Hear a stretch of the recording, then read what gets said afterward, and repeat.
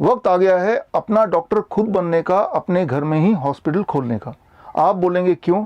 कारण ये कि अब अच्छे दिन नहीं रहे और जो आप देख रहे हैं यह है भारत के इतिहास का सबसे बड़ा काला सच।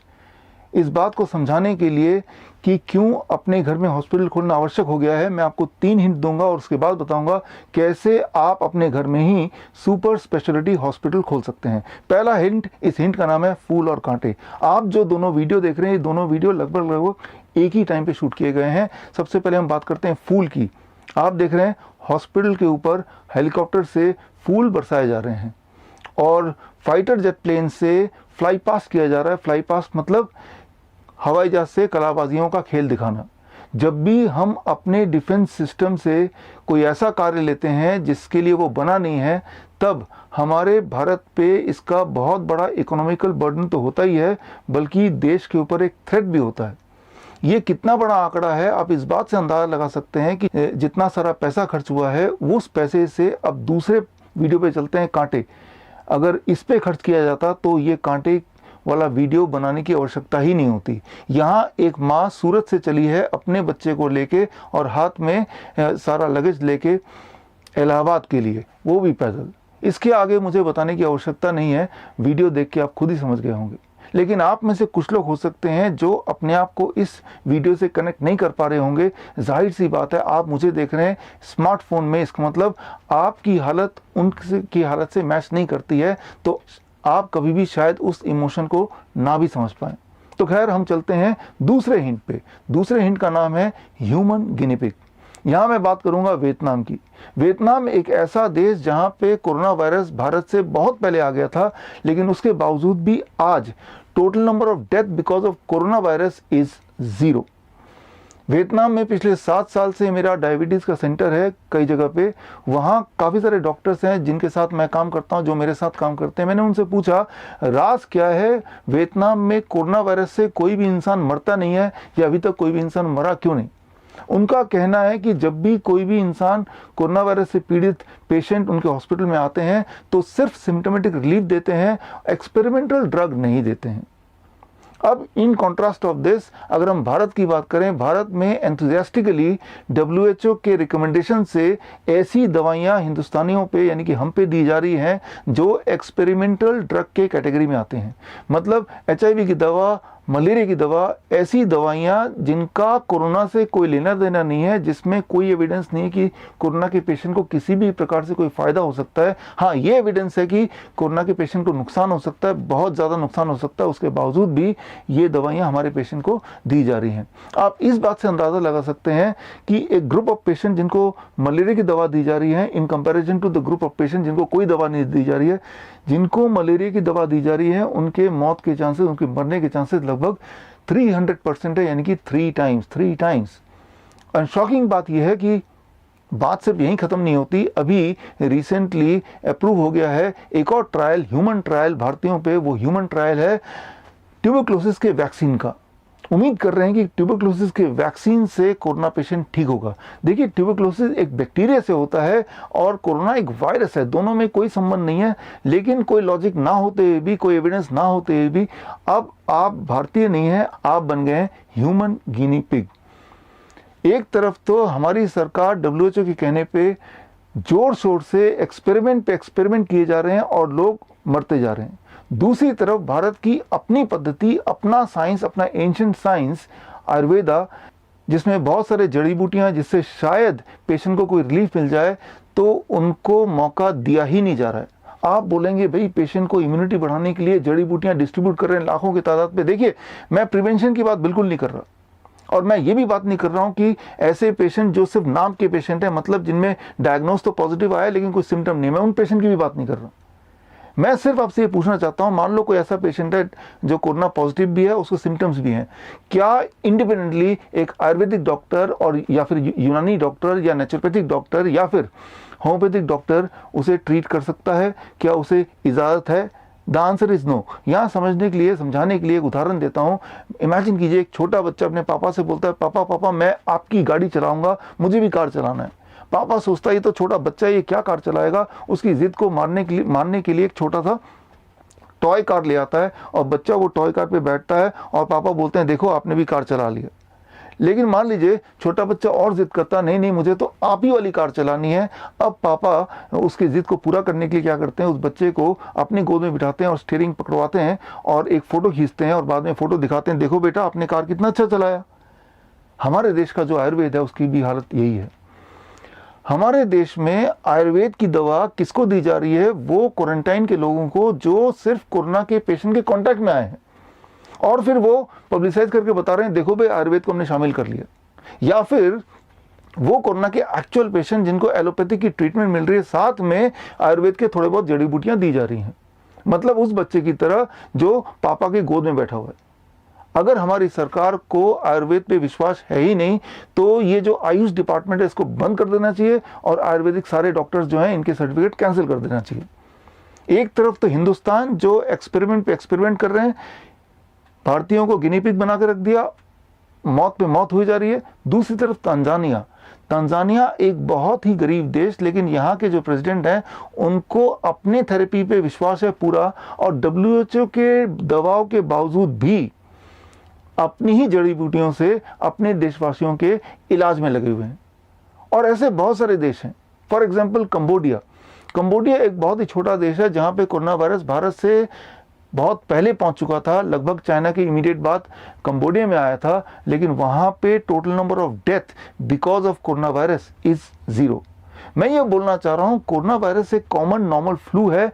अगर यहाँ पे कोई डेथ हो रहा है तो उसके कारण को इन्वेस्टिगेट करना बड़ा इंपॉर्टेंट है कि वो death is because of corona virus और वो डेथ कोरोना वायरस की इलाज की वजह से है। अब मैं बात करूंगा तीसरे क्लू की, तीसरे हिंट की। तीसरे हिंट का नाम है hospitals are shut for you. Hospitals के दरवाजे आपके लिए बंद हो चुके हैं। आपके लिए ये तीसरा हिंट काफ़ी होगा समझना, क्योंकि आप अखबार में, टीवी में आप ये देख ही रहे हैं, चाहे वो हार्ट अटैक का पेशेंट हो, कार्डियक अरेस्ट का पेशेंट हो, फ्लू का पेशेंट हो, किसी भी बीमारी का पेशेंट हो, इमरजेंसी पेशेंट हो, वो जब हॉस्पिटल जाता है तो हॉस्पिटल के दरवाजे उनके लिए बंद है। बहुत ही दुख के साथ मुझे बोलना पड़ रहा है, 2 दिन पहले की न्यूज़ आपने पढ़ी होगी। भारत में के राजधानी यानी कि दिल्ली में एक कांस्टेबल, एक सिपाही जो कि गवर्नमेंट के कहने पे डट के खड़ा होता है सड़क पे, दिन रात एक कर देता है। अब जब उसको इलाज की ज़रूरत पड़ी तो उसके दोस्त जो कि बाकी पुलिस वाले थे वो हॉस्पिटल ले जा रहे हैं और सारे हॉस्पिटल में दरवाजे बंद है इस कांस्टेबल के लिए, और हॉस्पिटल के दरवाजे पे ही कांस्टेबल का देहांत हो जाता है। और ये सिर्फ एक उदाहरण नहीं है, ऐसे उदाहरण हर शहर में मिल जाएंगे। 2 दिन पहले की उसी दिन की बात है, कानपुर में एक लेडी कांस्टेबल जो 3 दिन पहले ही मां बनी थी, वो उनको भी हॉस्पिटल के दरवाजे बंद नजर आए और रास्ते में ही फिर दम तोड़ दिया। और बहुत ही दर्दनाक बात है, आगरा की 6 महीने की बच्ची 6 हॉस्पिटल के चक्कर लगा लिए, सारे हॉस्पिटल ने एडमिट करने से मना कर दिया और अल्टीमेटली द चाइल्ड डाइड। सो यहाँ ज़रूरी है आपको अपना डॉक्टर बनना, अपने घर में ही अपना हॉस्पिटल खोलना। तो चलते हैं, अपना डॉक्टर कैसे बने, हम कैसे अपने घर में ही अपना इलाज करें, सुपर स्पेशलिटी हॉस्पिटल की तरह नहीं, उससे ज़्यादा अच्छा, बहुत ज़्यादा अच्छा, विद प्रूवन साइंस। तो इसको समझने के लिए आप सिर्फ एक बात समझिए कि जो बीमारियां होती हैं वो 2 कैटेगरी की होती हैं। देखिए, यहाँ समझने के लिए आपको डॉक्टर होने की आवश्यकता नहीं है, किसी मेडिसिन की नॉलेज होने की भी ज़रूरत नहीं है, आपको ज़रूरत है थोड़ी बहुत कॉमन सेंस। बेसिक बात यह है कि कोई भी बीमारी को आप 2 कैटेगरी में बांट सकते हैं, या तो एक्यूट या क्रॉनिक। क्रॉनिक का मतलब है जो लंबे समय से बीमारी चल रही है, जैसे डायबिटीज़ है, हार्ट डिजीज़ है, कैंसर है, थायराइड डिजीज़ है, आर्थराइटिस है, अस्थमा है, क्रॉनिक। एक्यूट है जो अचानक हो गया, जैसे फ्लू अचानक आ गया, या फिर पेन, दर्द, माइग्रेन अचानक आ गया, या स्टमक एक अचानक हो गया, या लूज मोशन है, डायरिया है अचानक, या फिर ब्रेन स्ट्रोक है, या हार्ट अटैक है, या कार्डियक अरेस्ट है अचानक। जो अचानक वाले उसे बोलेंगे एक्यूट, और क्रॉनिक उनको बोलेंगे जो लंबे समय से चल रहा है। अब जो लंबे समय से चल रहा है पहले उसकी बात कर लेते हैं। उसमें डायबिटीज़ आ गया, हार्ट डिजीज़ आ गया, इन सारी बीमारियों में आपको यूज़ करना है DIP डाइट। DIP डाइट कैसे यूज़ करेंगे, DIP डाइट को समझने के लिए स्क्रीन पे दिए हुए जो वीडियो है, इस वीडियो के लिंक पे जाके आप DIP डाइट देख सकते हैं, समझ सकते हैं। छोटा सा वीडियो है, आपको डीआईपी डाइट एकदम क्लियर हो जाएगा। ये वीडियो मेरे YouTube चैनल में है, फेसबुक में है फिलहाल अभी तक, लेकिन मुझे पूरा यकीन है कि फेसबुक और YouTube ये वीडियो जल्द से जल्द डिलीट कर देंगे। अगर ऐसा होता है तो आप स्क्रीन पे दिए हुए इस लिंक में मेरे वेबसाइट पे जाके भी इस वीडियो को देख सकते हैं और देख के समझ सकते हैं कि डीआईपी डाइट होता क्या है। और आपको समझ आ जाएगा कि 3 दिन के अंदर ही आपका ब्लड शुगर टेपर डाउन हो जाएगा। आपकी मजबूरी हो जाएगी डायबिटीज़ की दवा को कम करना या फिर इंसुलिन को टेपर डाउन करके ऑलमोस्ट धीरे धीरे नील करना।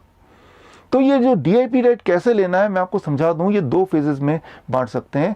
फेज 1 ऐसी बीमारियां जो आपके इनिशियल स्टेज में हैं। डायबिटीज़ के केस में जो डायबिटीज़ के दवाइयों पे हैं, सिर्फ मेडिसिन पे हैं, वो फेज 1 पेशेंट बोल सकते हैं। जो इंसुलिन पे है वो फेज 2 पेशेंट बोल सकते हैं।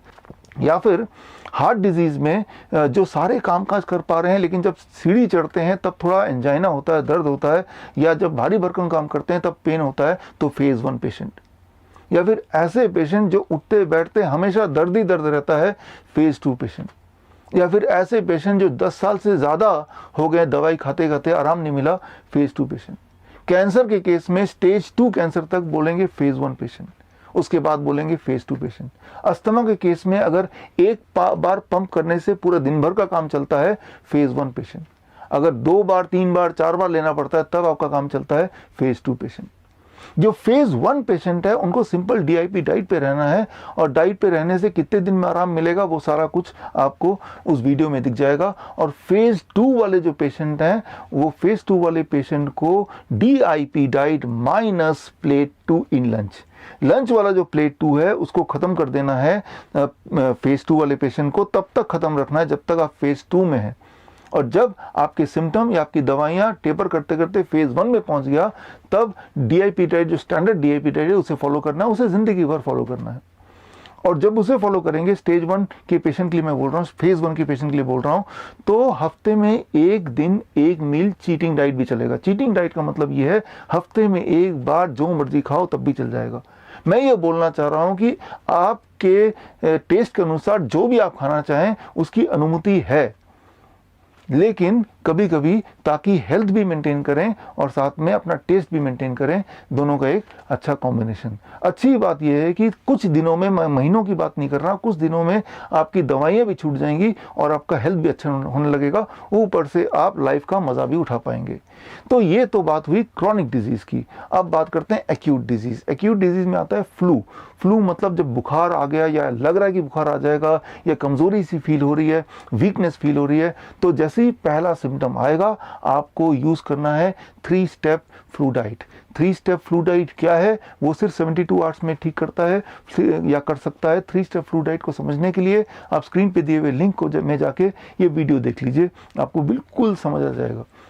ये वीडियो YouTube में था, फेसबुक में था, और फेसबुक YouTube ने ये वीडियो डिलीट कर दिया, तो ये वीडियो अभी सिर्फ मेरे वेबसाइट पे है, वहाँ से आप डाउनलोड करके अपने लिए संभाल के रख लीजिए।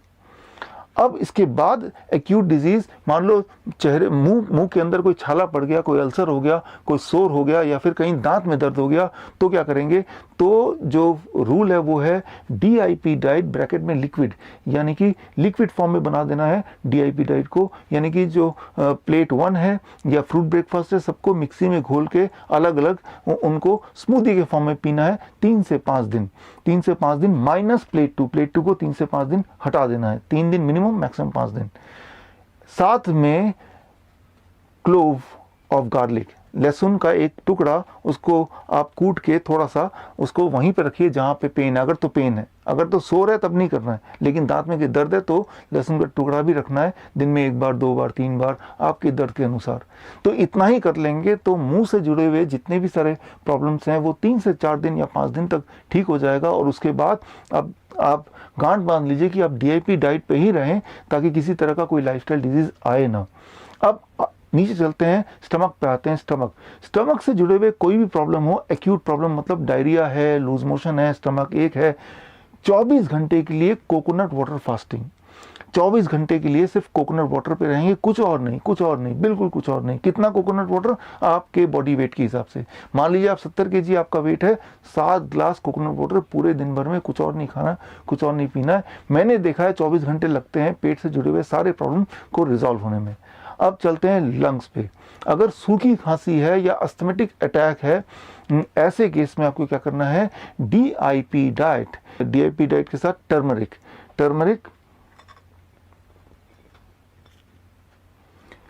ये टर्मरिक लेना है, हल्दी लेना है, हल्दी का एक टुकड़ा कितना बड़ा होना चाहिए, टुकड़ा आपके नेल के बराबर, थंब के नेल के बराबर होना चाहिए। और ब्रेकफास्ट से पहले एक टुकड़ा चबा चबा के खाएंगे, लंच से पहले एक टुकड़ा चबा चबा के खाएंगे, और डिनर से भी पहले एक टुकड़ा चबा चबा के खाएंगे। मतलब DIP डाइट के साथ आपको इसको खाना है। कब तक खाना है ये, जितने दिनों तक आपका चेस्ट कंजेशन रहेगा, जितने दिनों तक ड्राई कफ रहेगा, जितने दिनों तक आपका रेस्पिरेटरी अटैक रहेगा, तब तक करना है। वो 3 दिन भी हो सकता है, वो 1 महीना भी हो सकता है। 3 दिन से लेकर 1 महीने के बीच में उसको करना है। तो ये है रेस्पिरेटरी प्रॉब्लम का सोल्यूशन। अब आते हैं किसी भी तरह के पेन। अगर आपके घुटने में पेन है, रीढ़ की हड्डी में पेन है, या सिर में हेडेक है, तो उसके लिए aloe vera, number 1, aloe vera gel, not from the bottle, plant. Aloe vera का पौधा घर पे परमानेंट रख लीजिए। एलोवेरा का पौधा में से एलोवेरा स्क्वीज करके निकालिए, और जहां भी दर्द है 5 मिनट उसको मलिए। और सिर के अलावा बाकी कहीं भी अगर दर्द हो, मलने के बाद हॉट फर्मेंटेशन मतलब हॉट वाटर बैग लीजिए और उसको रखिए उस जगह पे जहाँ पे दर्द है, और उसको जब तक रखिए जब तक आप वो ठंडा नहीं हो जाता, थोड़ा भी अबाउट 30 सेकेंड, फिर उसको दोबारा गर्म कीजिए और दोबारा उसको रखिए। ऐसा 15 मिनट का एक प्रोसेस कीजिए, आपको आराम मिलेगा। अगर माइग्रेन है, हेडेक है, तो एलोवेरा लगाना है 5 मिनट, कोई मालिश कर दे तो अच्छा है। और उसके बाद आपको क्या करना है, एक बाल्टी में गर्म से गर्म पानी भरना है, उतना गर्म जितना आप सह पाएँ, और अपने पैरों को उसके अंदर डाल देना है, घुटने तक पानी हो, और ऐसा 20 मिनट बैठना है। 20 मिनट के लिए जब बैठेंगे तो बीच में 5-7 मिनट बाद पानी ठंडा होने लगेगा, तो एक मग से पानी निकालेंगे और दूसरे मग से बहुत गर्म पानी उसमें ऐड करते जाएंगे, ताकि गर्म जो है वो लगभग बना रहे 20 मिनट तक। तो ऐसे में आप देखेंगे कि जो हेडेक है या माइग्रेन है वो धीरे धीरे रिजॉल्व हो रहा है। साथ ही में अगर कोई ब्लड प्रेशर का पेशेंट है जिसका ब्लड प्रेशर अचानक बढ़ गया, तो वो भी सेम प्रोसेस करेंगे, तो ब्लड प्रेशर आपका करीब 20 सिस्टोलिक इतना घट जाएगा विद इन 20 मिनट्स, और इतना घट जाएगा तो वो नॉर्मल ब्लड प्रेशर रेंज में आ जाएगा mostly, and that is a quick and safe relief. अब आपने सीख लिया कि मेजर एक्यूट इलनेस में क्या करना है और मेजर क्रॉनिक इलनेस में क्या करना है। लेकिन कुछ एक्यूट प्रॉब्लम ये भी होती है, जैसे किसी को हार्ट अटैक आ गया, किसी को कार्डियक अरेस्ट आ गया, किसी को ब्रेन स्ट्रोक हो गया। ऐसे में क्या करेंगे, ऐसे में क्या करना है, या कोई डायलिसिस का पेशेंट है, हॉस्पिटल नहीं जा पा रहा, तो अभी क्या उपाय है, जा तो पा नहीं रहा, तो घर बैठ के हम मौत का वेट करें या हम कुछ पॉजिटिव करें जिसमें उस इंसान के बचने के चांसेस बढ़ जाएं। You can save somebody's life अगर आप थोड़े से टेक्निक सीख लेंगे। लेकिन वो टेक्निक सीखने के लिए 15-20 मिनट काफ़ी नहीं है, आपको मुझे देना पड़ेगा, you have to give me about 1 day, एक दिन आपको मेरे साथ बिताना पड़ेगा। लिंकन यूनिवर्सिटी जो दुनिया में लगभग 300 रैंकिंग है जिसकी, मलेशिया का यूनिवर्सिटी है, एक इंटरनेशनल फेमस यूनिवर्सिटी है। लिंकन यूनिवर्सिटी के लिए मैंने एक ट्रेनिंग बनाया, इमरजेंसी ट्रेनिंग मॉड्यूल बनाया है, जिसका नाम है certified code blue trainers course. ये सर्टिफाइड कोड ब्लू ट्रेनिंग का मॉड्यूल मैंने तैयार किया, जो लिंकन यूनिवर्सिटी में पढ़ाया जाता है डॉक्टर को और मेडिकल प्रोफेशनल को। तो ये ट्रेनिंग में जो फीस है इसकी 21,000 है जो स्टूडेंट भरते हैं। लेकिन आजकल का माहौल देखने के बाद मैंने ये फैसला लिया कि आप में से कुछ लोगों को मैं ये ट्रेनिंग दे दूंगा, ताकि कोई इंसान जो मर रहा हो या मरने वाला हो तो आप अपने स्किल से उसको बचा पाएँ या एटलीस्ट बचाने की कोशिश कर पाएँ। तो इसको सीखने के लिए आपको डेडिकेशन की ज़रूरत है, और एक दिन आपको स्पेयर करना पड़ेगा मेरे साथ ऑनलाइन जूम पे आगे।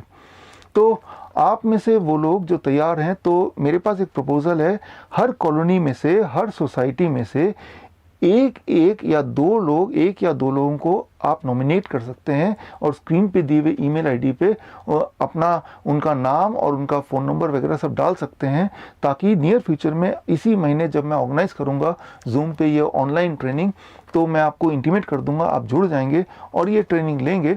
और ये ट्रेनिंग अगर आपने ले लिया तो अपने कॉलोनी में आप लोगों तक भी ये पहुंचा सकते हैं। यानी कि आपका कॉलोनी और आपका घर ही बन गया आपका हॉस्पिटल, एक ऐसा हॉस्पिटल जिसमें ना तो कहीं जाने की ज़रूरत है, वैसे भी सारे हॉस्पिटल के दरवाजे आपके लिए बंद हो ही चुके हैं। और दूसरा, घर बैठ के safest and long term health का ये एक सबसे अच्छा तरीका। अगर आपको मेरी बात पे विश्वास नहीं आ रहा है कि ये सारे मेथड काम करेंगे या नहीं करेंगे, तो आप एक एक काम कीजिए, पहले टेस्ट कीजिए।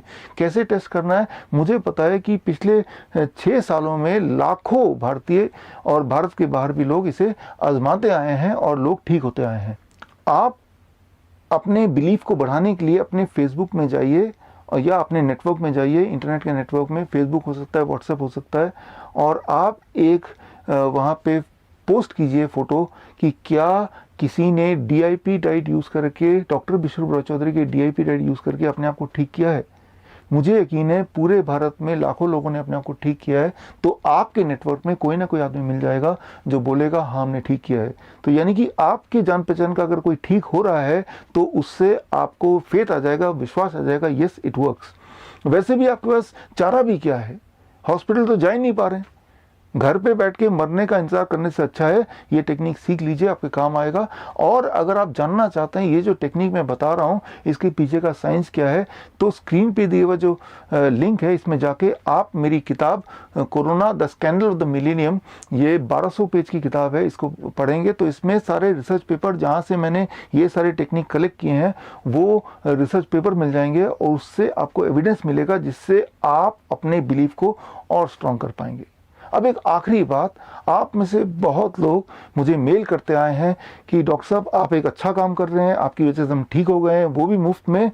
हम आपकी मदद करना चाहते हैं, आपके साथ जुड़ना चाहते हैं और आपके ट्रस्ट को, आपके ऑर्गेनाइजेशन को डोनेशन देना चाहते हैं।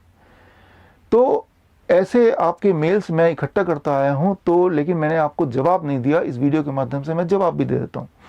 आप में से वो लोग जो मुझे डोनेशन देना चाहते हैं ताकि ये कार्य आगे बढ़े, तो उनके लिए मैं यही बोलना चाहूँगा कि जितना पैसा आप मुझे देना चाहते हैं वो पैसा लेके अपने आसपास जो सबसे ज़्यादा गरीब इंसान हो उसको आप मदद कर दीजिए। ऐसे 10 लोगों को आप मदद कर देंगे तो मुझे लगेगा कि आपने मेरी मदद की। तो देश तो अब हमें चलाना है, आपको चलाना है, मिलजुल के चलाना है। मौका ये आ गया है, मुसीबत ये आ गई कि पड़ोसी से बात नहीं कर रहा है, कोई किसी को देखने को तैयार नहीं है, सबको लग रहा है कि ये सब मेरे दुश्मन हैं, इनकी वजह से मैं मारा जाऊंगा। ऐसे में इंसान ही इंसान की मदद कर सकता है, आप ही कर सकते हैं। You can save A life. All the best. मैं डॉक्टर विश्वरूप चौधरी। जय हिंद।